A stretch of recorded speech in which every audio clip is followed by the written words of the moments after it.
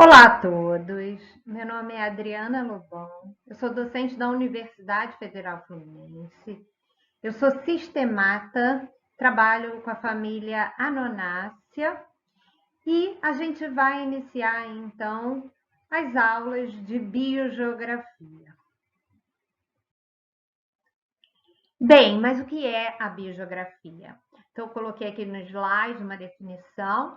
Biogeografia, então, é a área que busca descrever a distribuição dos organismos no planeta e dar explicações para a história que teria levado a tais configurações especiais. Traduzindo numa forma mais popular de falar, então a biogeografia busca entender aonde estão os seres vivos e por que eles estão aonde eles estão. Então, assim, como eles chegaram a essa conformação espacial que eles ocupam hoje, tá? A biogeografia vai lidar então com padrões. Então, a busca da biogeografia é em padrões de distribuição, porque entende-se que a partir do momento que a gente consegue achar padrões, isso é, né, distribuições que se repetem em diferentes grupos, a gente consegue entender o que levou a essas distribuições, que são os processos, ok? Então, tenta entender os padrões de organização espacial e os processos que resultaram em tais padrões. E aí é uma área, né, uma disciplina que primeiro é bastante recente, né? Ela é como disciplina reconhecida há muito pouco tempo, né? Então, se a gente pensar, se você, eu, se a gente conhece algum biogeógrafo, eu não conheço nenhum biogeógrafo, eu conheço taxonomistas, eu conheço ecólogos, eu conheço geógrafos que trabalham com biogeografia. Então, não existe nenhuma pós-graduação, por exemplo, em biogeografia, exclusivamente em biogeografia. Então, ela é bastante recente nesse sentido. Mas aí a gente vai ver que o pensamento biogeográfico, vou colocar aqui dessa forma, ele é bastante antigo, ele está presente há muitos e muitos anos, né, assim, atrás, e a gente vai ver isso. E além disso, é uma disciplina interdisciplinar, né? Então, é uma área interdisciplinar. Porque a biogeografia vai lidar com tempo e espaço, né? Então, você tem diversas áreas, mesmo dentro da biologia, né? A ecologia, a sistemática, né? Aí a geografia, a genética bastante hoje em dia, enfim. Então, ela é multidisciplinar e muitas vezes é interessante porque se você for estudar e ter aula de biogeografia, por exemplo, na geografia, o olhar é muito mais para o físico do que para o biológico, né? E nós, na biologia, a gente tende a olhar muito mais para o biológico do que para o geográfico. Enfim, então é uma disciplina que tem esse caráter multidisciplinar também. Ah, e é uma disciplina não experimental, né? Não existe uma metodologia experimental de lidar com a biogeografia. Então, a gente busca levantar as hipóteses a partir do reconhecimento dos padrões, a gente aceita aquela hipótese, refuta a hipótese, mas não há, em termos metodológicos, nenhuma experimentação a fazer, ok? Então, são algumas características da biogeografia. Bom, historicamente, a biogeografia, então, ela foi reconhecida em duas grandes linhas: a biogeografia ecológica e a biogeografia histórica, né? A biogeografia ecológica, ela seria uma biogeografia que lidaria, então, as explicações para os padrões de distribuição encontrados se daria num tempo mais curto, num tempo atual, e como o nome mesmo diz, vai lidar bastante com as explicações mais ecológicas. Então, esse grupo de espécies, ou essa espécie, ela está nesse lugar, ela ocupa essa área, porque o solo é assim, porque o clima é assado, a precipitação, né, questões mais ecológicas de explicação. E isso se dá num curto espaço de tempo, porque vai olhar para como esse ambiente está agora, ou pelo menos num tempo curto, né?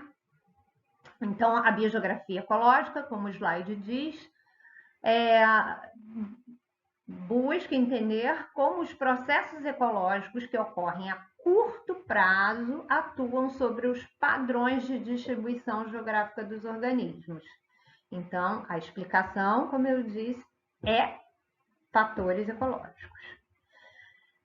Por outro lado, a biogeografia histórica, ela já vai tentar entender esses padrões, essa distribuição, olhando num tempo muito maior, né? Num tempo longo.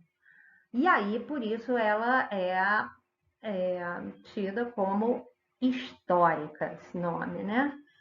Então, a gente vai, dentro da biogeografia histórica, levar em consideração mudanças também climáticas, ambientais, ao longo do tempo e que possa influenciar também na distribuição atual, ok? Então, como diz o slide, como os processos ecológicos que ocorrem a longo prazo atuam sobre os padrões de distribuição geográfica dos organismos, fatores históricos, né? Então, a gente ainda está lidando com fatores ecológicos de alguma forma, só que não só os mais atuais, mas ao longo do tempo, como isso se deu também. E aí, De Candolle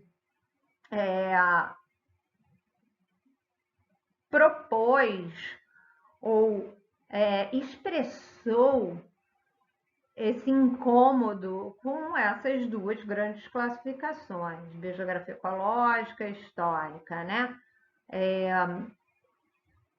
Por que essa separação? Já que, se a gente pensar que a biogeografia histórica ela vai levar em conta também os fatores ecológicos atuais, por que a gente separa, né? Então, hoje a gente não separa mais.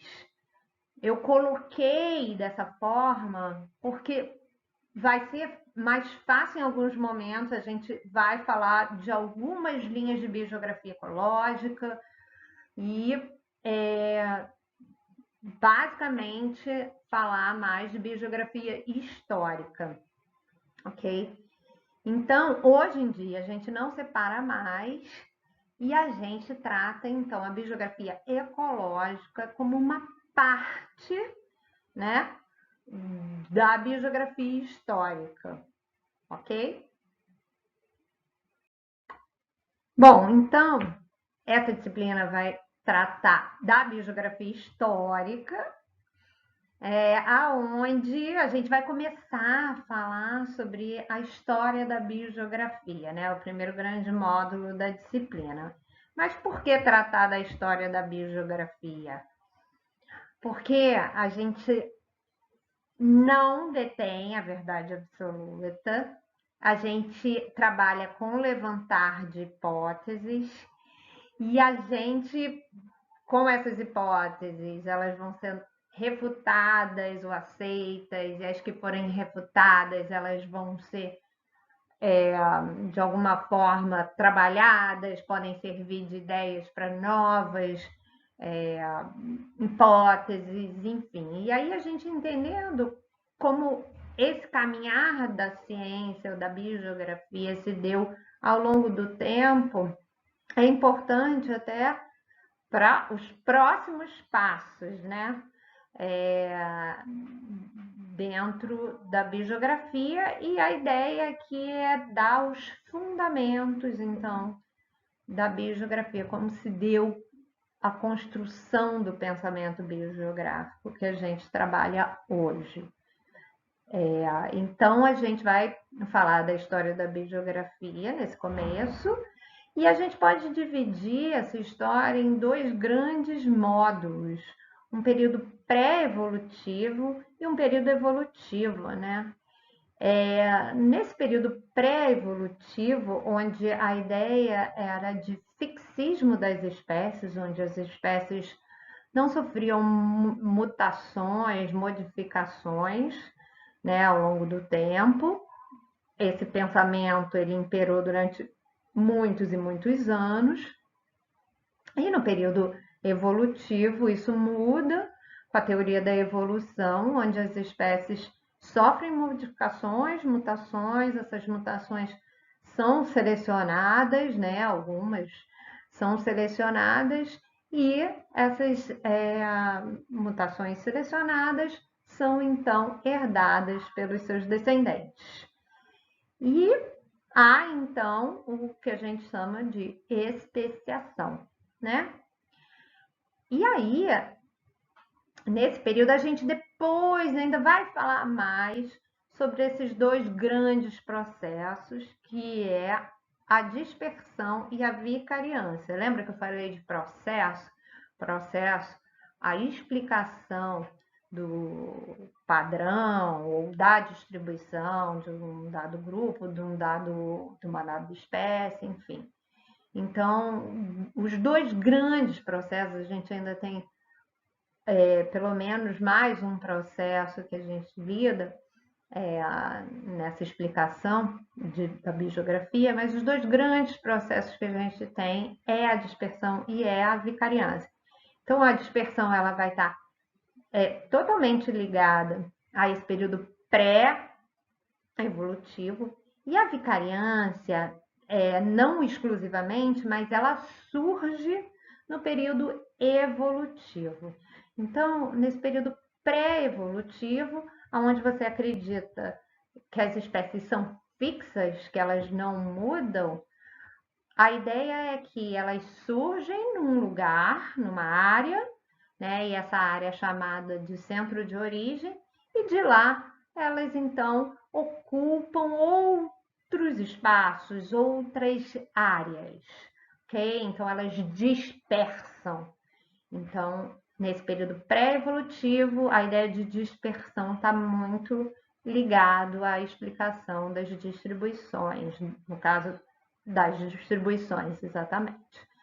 No período evolutivo, em contrapartida, a ideia de vicariância surge aonde você tem uma espécie que surge numa dada área, e uma barreira geográfica separa essa espécie em duas grandes populações, digamos assim, e essas duas grandes populações isoladas geograficamente uma da outra, com o tempo podem sofrer modificações e especiar e formarem duas outras espécies. E depois a gente vai falar um pouquinho mais sobre isso, ok? Mas então a gente vai começar a falar agora desse período pré-evolutivo.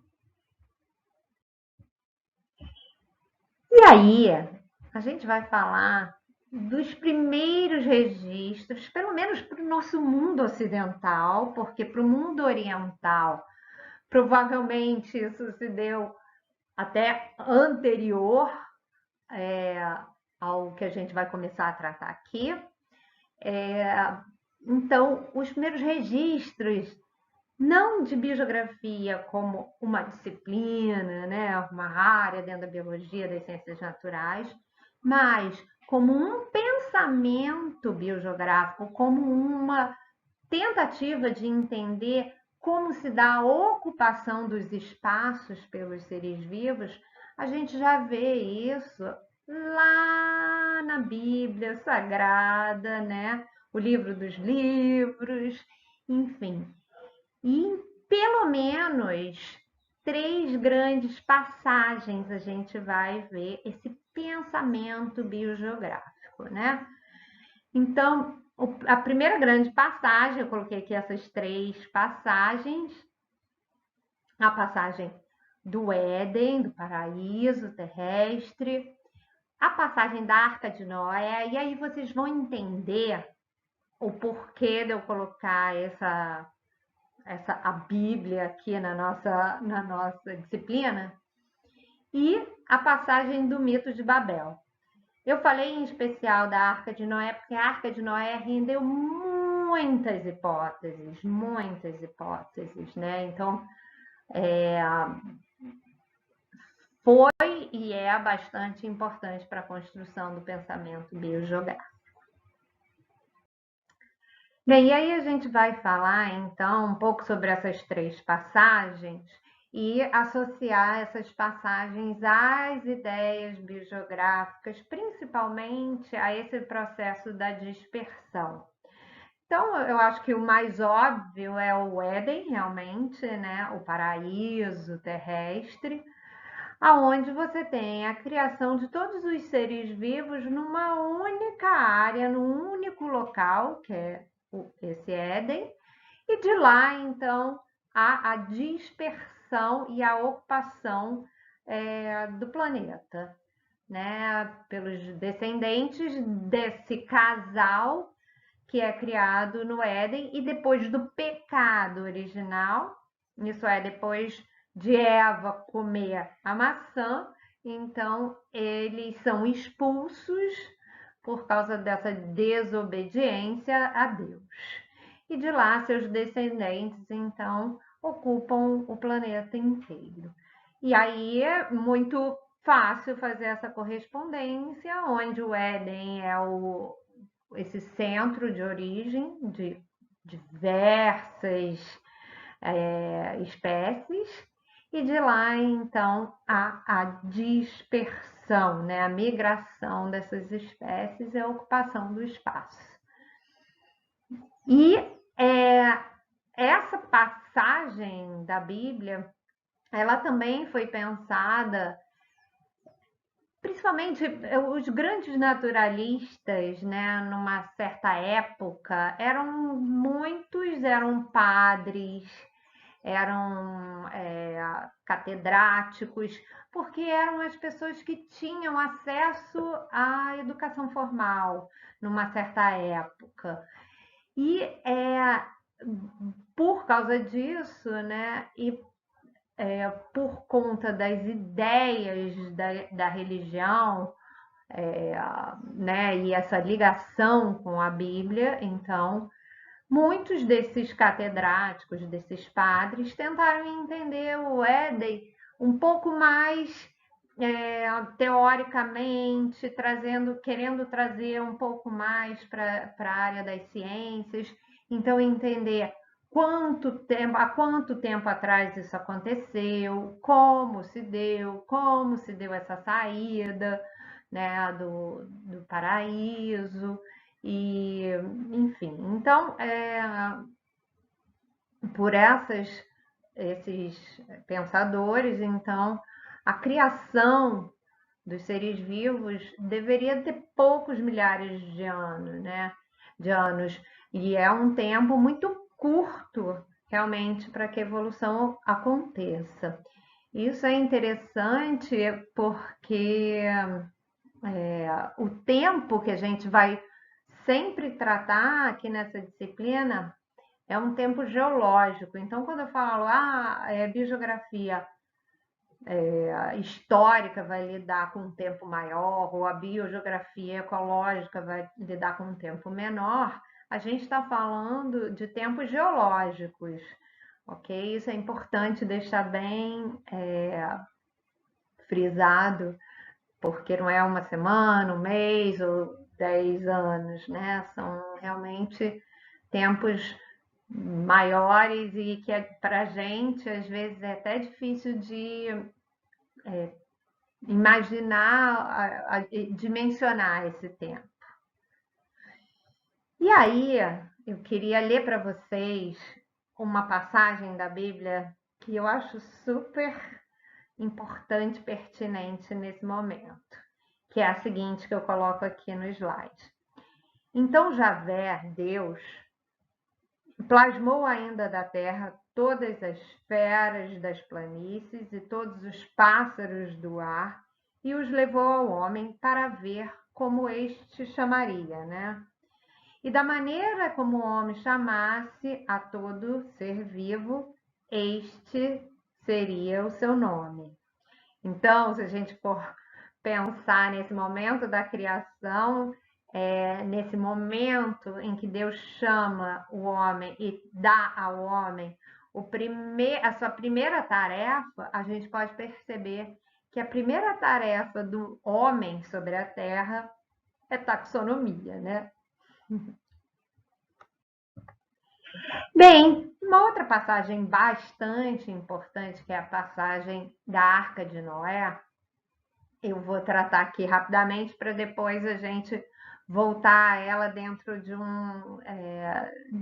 uma cronologia, né? Então, a Arca de Noé, qual seria o mito da Arca de Noé? Noé foi chamado, né? E Deus deu uma missão a Noé, que era construir uma arca, e Noé então deveria colocar dentro dessa arca um casal de cada animal, porque um dilúvio ia cair sobre a terra e inundar a terra e matar tudo vivente, e que essa arca então seria salva, né, desse dilúvio. E Noé, então, assim fez, construiu uma arca e tratou de trazer para dentro dessa arca, como Deus pediu, um casal de cada bicho sobre a terra. E assim se deu o dilúvio, né? E ao fim do dilúvio, Noé então manda uma pomba, e essa pomba volta com um ramo de oliveira, indicando então que não havia mais água, né? Não tava, a terra não estava mais inundada e que ele poderia então sair da arca. E quando Noé sai da arca e libera os animais, então os animais então vão povoar a terra e Noé vai com seus descendentes povoar. Na verdade, Noé povoa, né? Os animais vão ocupar a terra como um todo. Então, esse é o mito da Arca de Noé, ok? E aí, também claramente uma ideia de dispersão a partir desse centro de origem, né, onde o que a gente tem hoje em dia, em algum momento, sai daquela localização, sai daquela área para ocupar a Terra como um todo. Então, claramente, a ideia de dispersão está presente aí na Arca de Noé. Essa arca, ela fica ancorada no monte, que é o Monte Ararat, né, que hoje até, assim, que é um monte que existe na Turquia, né, hoje Turquia, e depois disso, então, a gente, então esse Monte Ararat seria esse centro de origem para a Arca de Noé. E por fim, a gente tem a Torre de Babel. A Torre de Babel é um mito um pouco menos conhecido, e por isso existem algumas versões, né, da Torre de Babel, mas basicamente Deus manda então os descendentes de Noé ocuparem a terra, levando a mensagem, a sua mensagem para todos. E aí ele pede para que esse povo, né, não pare, continue levando a mensagem de Deus, mas depois de um tempo, esse povo cansado e precisando, né, de uma região para viver, enfim, resolveu parar numa região e construir uma torre onde, né, todos morariam. E a Torre de Babel foi sendo erguida, foi sendo erguida. Num certo momento, Deus viu aquilo e ficou irado e desceu muito irritado com a desobediência do homem e deu um castigo a esse povo que foi, né, fazer com que várias línguas, que cada um falasse uma língua diferente e eles não se entendessem. E em função disso, então, eles pararam a construção da torre e resolveram, então, seguir cada um o seu caminho, dando origem, então, aos povos. Né? Então, aqui a gente tem uma origem que é um pouco diferente, né? É uma origem dos povos que a gente conhece, das línguas que a gente conhece hoje em dia, mas a gente consegue perceber essa ideia de centro de origem e dispersão, ok? Então, nessas três passagens a gente tem essa ideia de dispersão.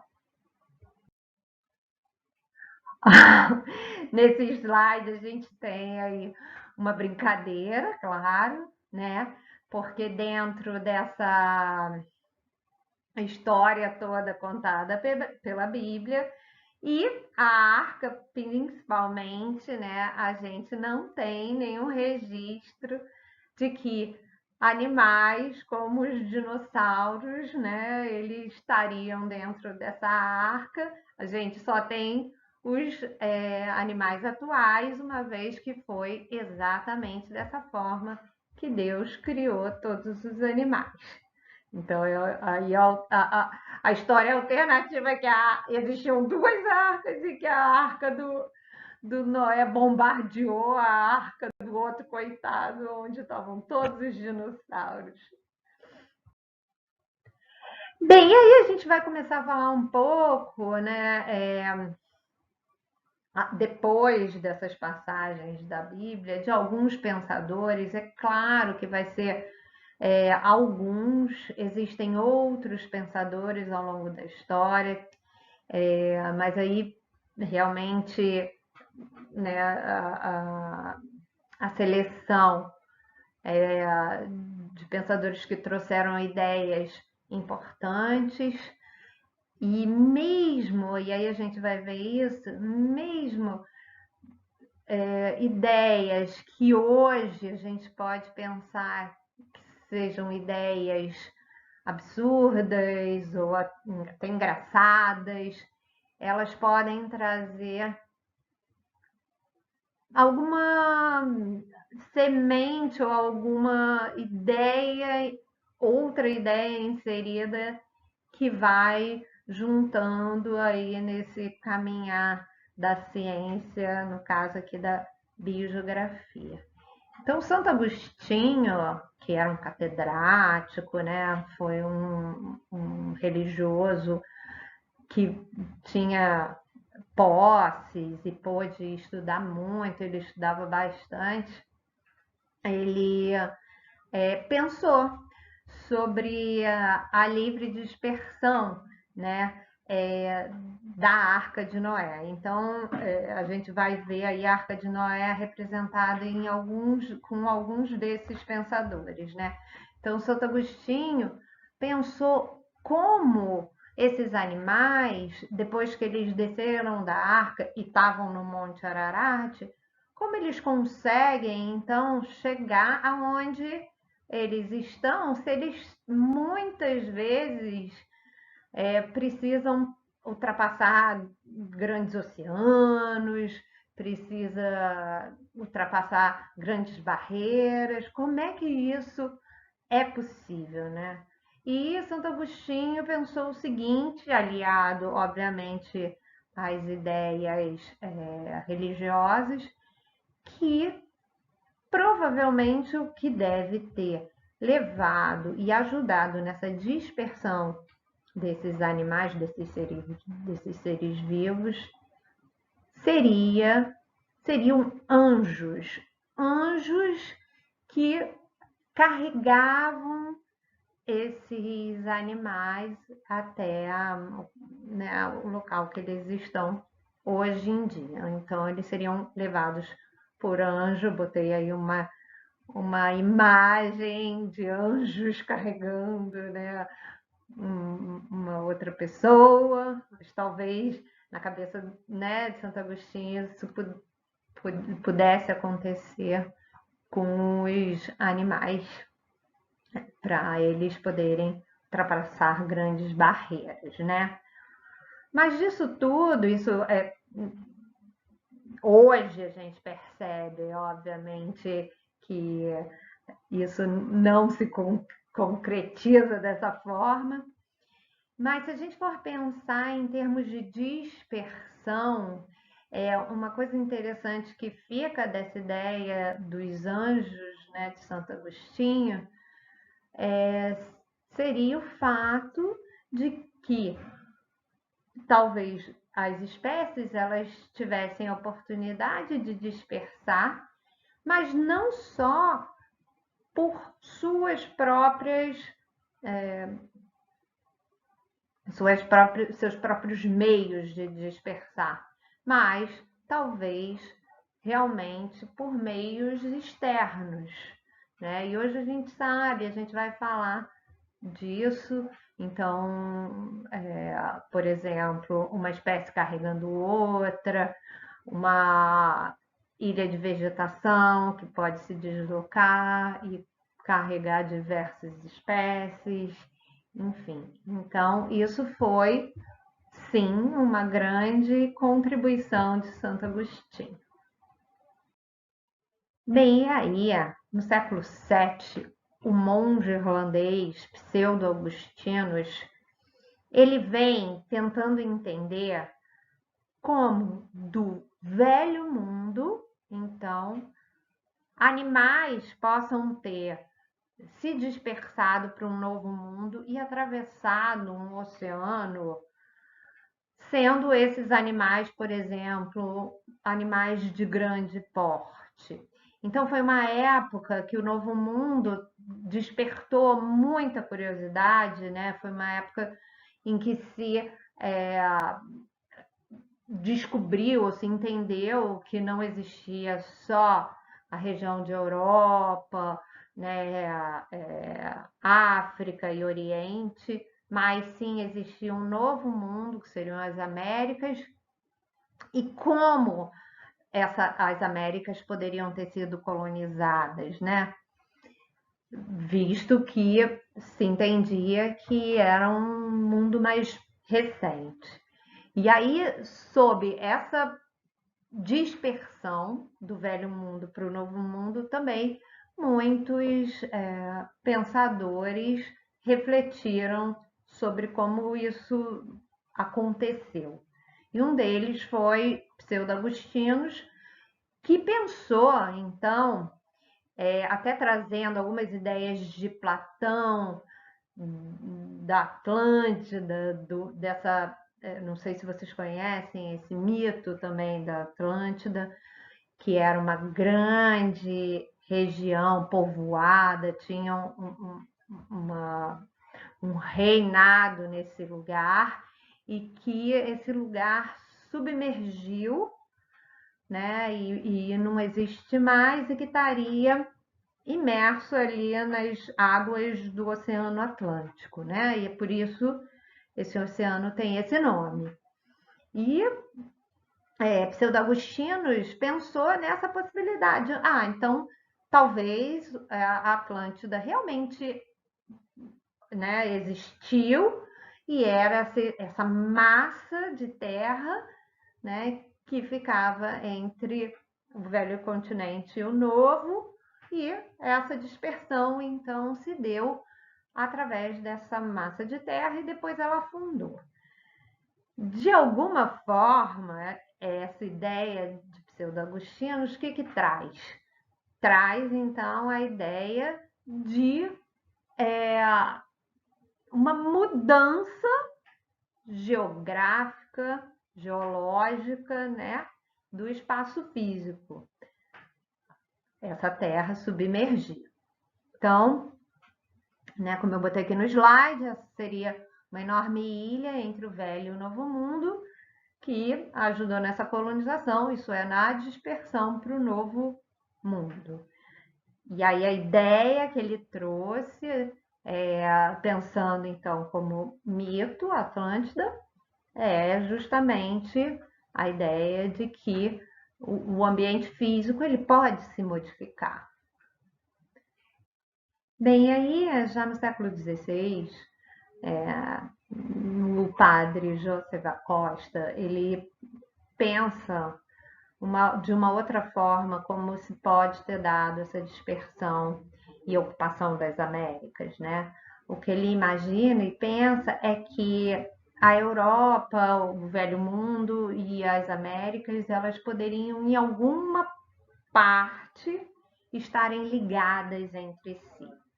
E aí, depois de muito tempo, já no século XVIII, houve, né, o descobrimento do Estreito de Bering, e que é até hoje usada como uma rota aí para a ocupação do homem, né, e a passagem do homem de velho mundo para novo mundo também, mas isso foi descoberto bem depois. Então, essa ideia do padre Joseph era bem interessante, porque não precisava lidar com uma ilha, um mito, né? Uma ilha que submergiu, né? Com nenhuma grande modificação geográfica, digamos assim. Ok?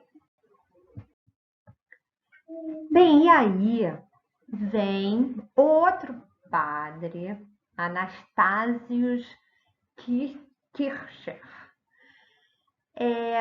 que fez um tratado, né? Ele na verdade escreveu uma obra que até ele homenageou, nessa obra ele dedicou a Carlos II, né, da Espanha, que na época ele tinha 12 anos, e por conta disso, essa obra, né, desse padre tinha inclusive um linguajar mais infantil e lembrando realmente um conto de fadas.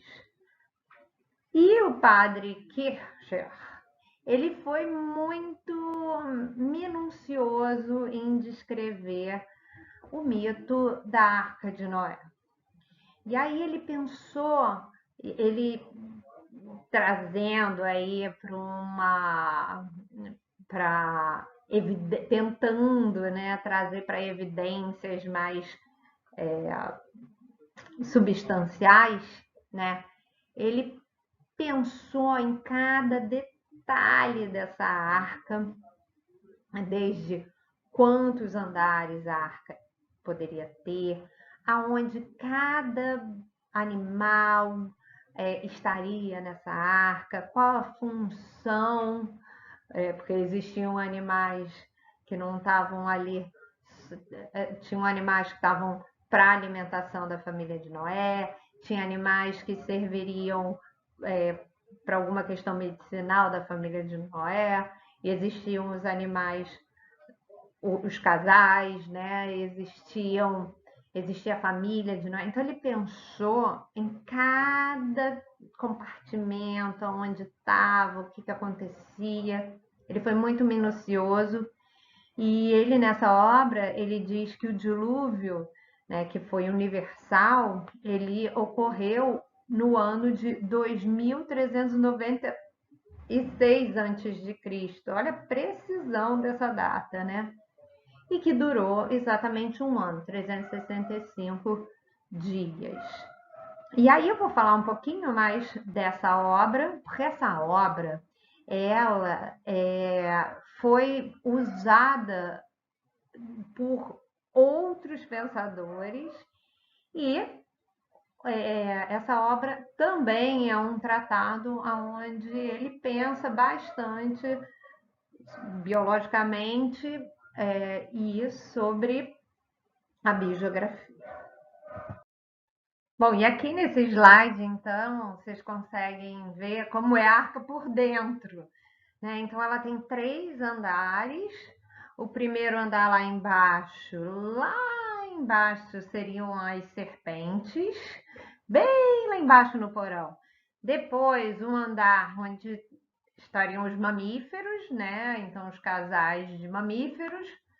Num segundo andar, uns instrumentos, uns alimentos para a família do Noé, né? E outros animais. E lá em cima, no andar de cima, superior, aí seria o andar do Noé e a família e todas as aves. Então, vocês podem perceber o quão minucioso ele foi. E aí, então, ele chegou num problema que era explicar como aquela arca poderia conter todos os animais da face da Terra, né? Porque, como a gente sabe, a arca, para conter todos os animais da face da Terra, precisaria ser muito maior do que uma arca comum. E aí ele pensou no seguinte, ele pensou que na arca, Noé, ele traria somente os animais, digamos assim, puros, os criados por Deus, né? E assim que esses animais saíram da arca, então, eles cruzaram entre si e geraram, então, outros animais a partir daqueles originais. Então, foi assim que ele explicou os animais que não estavam nessa arca, né? Através da hibridização. E aí, esse conto de fadas ganha uma pitada, né, de tempero que é muito interessante, porque aí nesse slide, por exemplo, vocês podem ver animais, e existiam na cabeça dele animais fantásticos, animais que não existem mais hoje em dia, que existiram, deixaram de existir. Então vocês vão ver alguns animais fantásticos, como o próprio unicórnio, né, aqui nesse slide aí na figura B, cavalo, unicórnio, mulo, o onagro, enfim. Então, são originais que estavam lá na arca e outros são híbridos, como por exemplo o mulo, né? C, aí que seria então o cruzamento do cavalo com a asna, que é um outro bicho que não está aqui nessa figura. E aí tem vários, eu botei aqui assim, muito como uma curiosidade, né, para ser interessante, para vocês verem alguns cruzamentos, como por exemplo a girafa. O gênero da girafa é Camelo pardalis, e né, que é inspirado justamente nessa obra. Por quê? Porque a girafa, ele julgou que era o cruzamento do camelo com o pardo. O pardo, aliás, ele era o cara, né? Ele cruzou com várias espécies, né? Essa espécie pardo, né? Ele era o desejado. E aí, o gênero da girafa é Camelo pardalis, justamente que é o cruzamento do camelo com o pardo.